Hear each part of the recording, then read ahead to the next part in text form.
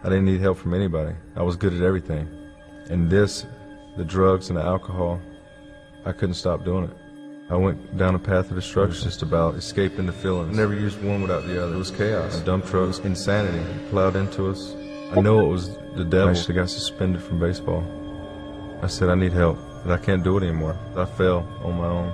You do with me what you want to do with me, but I surrender.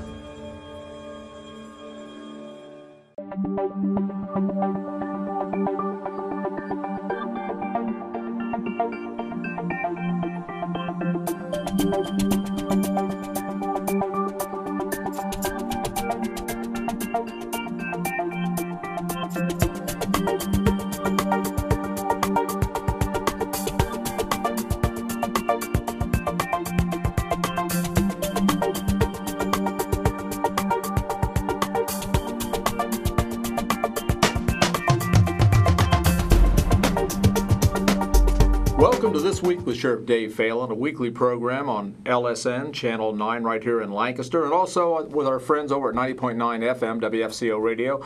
Each and every week we come with you from guests from within the Fairfield County Sheriff's Office and throughout the community, and certainly do appreciate you, the viewers and listeners, each and every week, and certainly the folks here at Fairfield Christian Academy that produce the program right here on the site. With us this week is Deputy Al Hildinger. Good to see you, Al. Nice to see you, Sheriff. And Deputy Hildinger is a great guy. He's actually retired from the Fairfield County Sheriff's Office, but it seems like you've been so involved since your retirement, it's like you're not even, like you're still here. Yeah, I have you to thank for that. Yeah. Well, first of all, tell us a little bit about your career with the Sheriff's Office, and then we'll talk a little bit about some things you've done since the Sheriff's Office, and a lot of great things coming up that you're directly involved in. Yes. I started back in the 90s, mid-90s, actually started in the new MSMJ division, working the jail, Central Patrol. Spent about 6 months in there, then went to patrol, stayed in patrol until 2000 and ended up in the Detective Bureau. Okay. About 2004, I finally called it quits. Came back as an auxiliary deputy to help with the community watch program. Now, for our listeners and viewers out there, what does it mean to be an auxiliary deputy? What does that mean?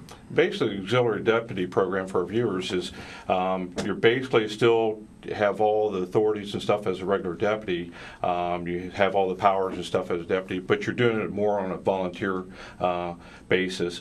And we come out and assist the Sheriff's Office, especially through SWAT, Community Watch, Patrol, Jail Division, wherever the Sheriff's Office needs us when we volunteer our time. Yeah, and that saves us a lot of money over the course of a year, doesn't it? Yes, I believe they were the statistics from last year. They estimated about $100,000 for last year. Well, that's a great program, and certainly that's been ongoing even before I was sheriff. There's probably always been an auxiliary force, hasn't there? That's with the correct. Sheriff's Office. That's correct, Sheriff.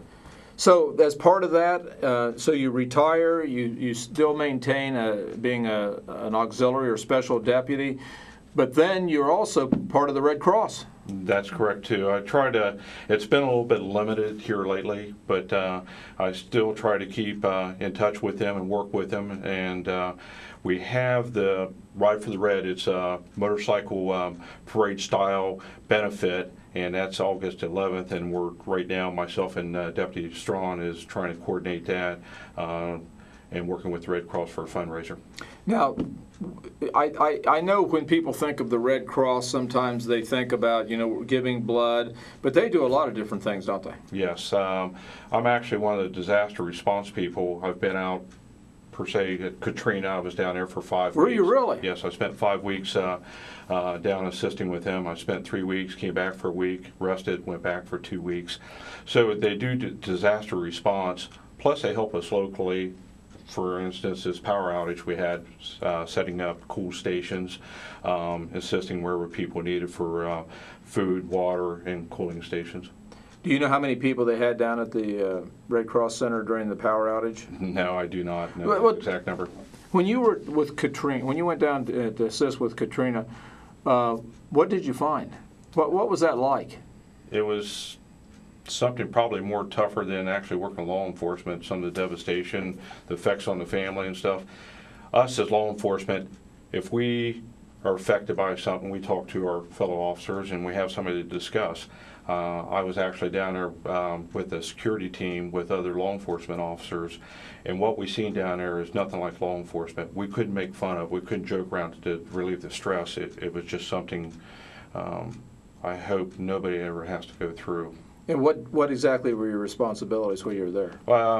My responsibility was to set up like places for people to get benefits, receive funding,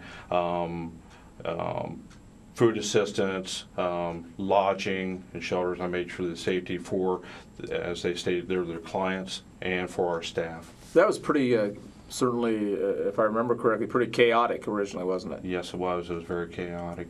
And I think as we went through this outage, and fortunately our power stayed on. Was your power out at your house? Approximately about 2 days we were out of power, and that was tough. Well, and many were out for a week. And it kind of just made me think of how important our electrical system is in this country. And I mean, what could happen if this whole grid would go down through some terrorist attack or some natural causes, how dependent we are on electricity. And after a certain period of time, it becomes very, very difficult to function without electricity. And that's exactly how those people down there, they went through that turmoil down there, and they were without power for a month or two. And wow. I mean, we think we have it bad here for a couple of days or a week. It's nothing what those people had down there. Yeah, and I think it's important really to mention while we're talking a little bit about the power outages. The one thing that I noticed in Fairfield County is as lights were out, red lights were out, that the people responded very nice. I mean, everyone seemed to treat it as a four-way stop. I think I can only think of one vehicle I saw that there was a truck. It actually didn't slow down. They went through the intersection. But most people were very courteous. A lot of neighbors helping neighbors, taking family members in. I know our deputies assisted. I had an elderly lady call me in the office, and a lot of these folks that maybe they don't have family members close, and they're out there in the country someplace. It really was a lot of neighbors helping neighbors, families pitching in, so it's pretty neat to see. And that's exactly right. I've seen the same thing, and it's amazing when times go tough, how people step up. You know, and you keep hearing it, you know, people aren't like they did or were back in the old days, you know, helping each other. I don't believe that's true. I've seen it during this power outage. Yeah, I think a lot of times when we see the news, you see a lot of negative things. Exactly. But the reality is there's still a lot of people helping people, and a lot of wonderful things are going right here in Fairfield County. That's correct.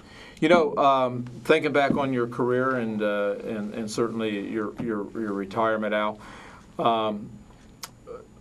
is there some kind of an investigation? I'm going to put you on the spot here, but is there some kind of investigation, or is there some kind of an incident that you can remember that kind of really sticks with you a little bit?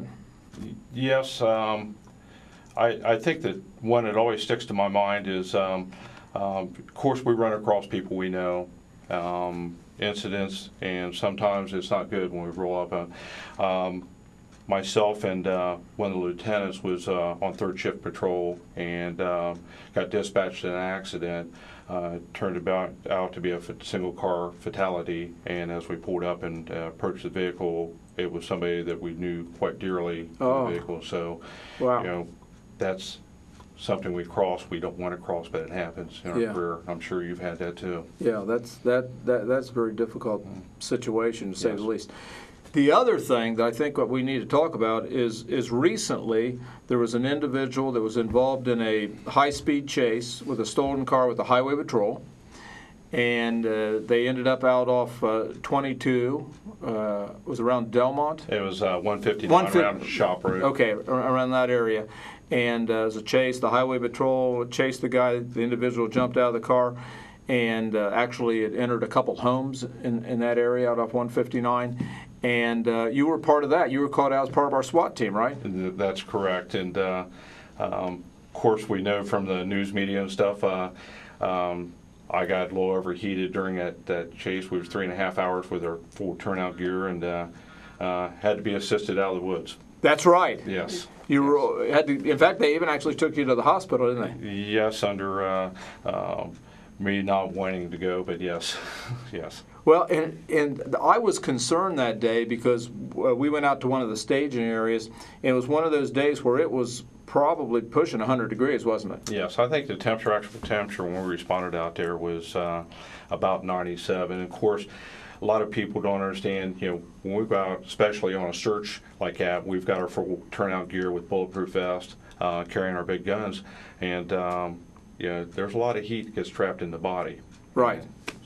So did you know you were kind of feeling bad? Yeah, I think as all law enforcement officers, we try to be a little tougher than what we really should be. And yeah. I started hearing deputies going down as far as being overheated, and I was a little slow in requesting assistance.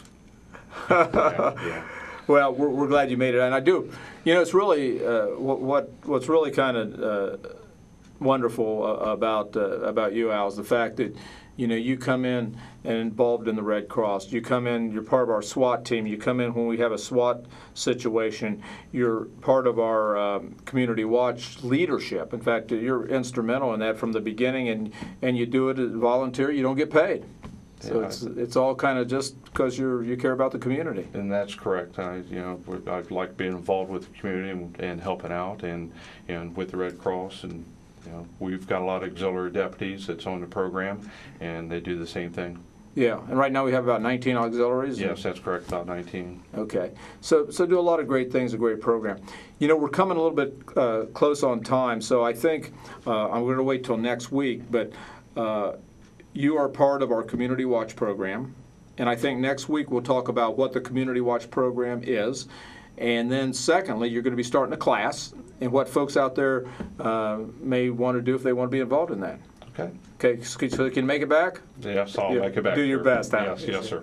Well, do appreciate with us this afternoon is Deputy Al Hildinger with the Fairfield County Sheriff's Office, member of the Red Cross, head of our Community Watch program, special deputy, SWAT team member, does a lot of different things, wears a lot of different hats, and I do appreciate his service to the community. And do appreciate you, the viewers and listeners, each and every week, and the folks over at 90.9 WFCO Radio, and also at LSN Television, Time Warner, right here in Lancaster, that give the Sheriff's Office an opportunity to put people on from within the Sheriff's Office. Sometimes we have community leaders. We've had Chief Dave Bailey with the Lancaster Police Department, Chief Tussey with Baltimore, and a lot of different folks bringing a lot of different perspectives to things going on right here that affect us right here in Fairfield County.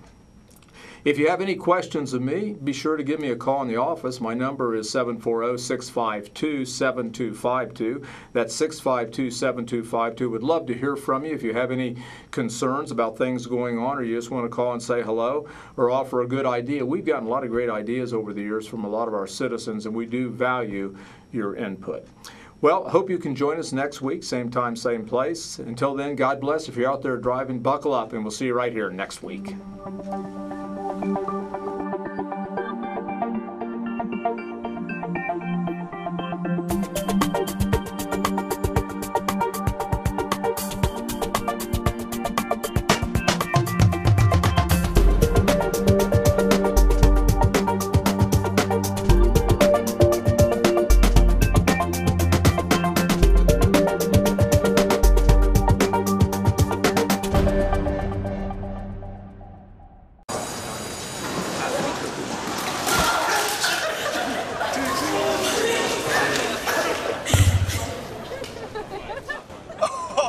That's low. That's low. That's low. Look, he's blushing.